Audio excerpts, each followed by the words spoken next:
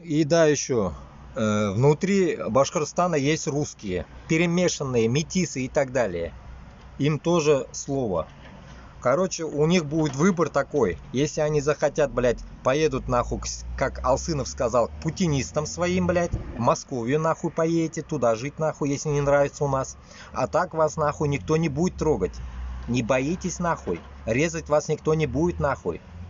Понимаете, да?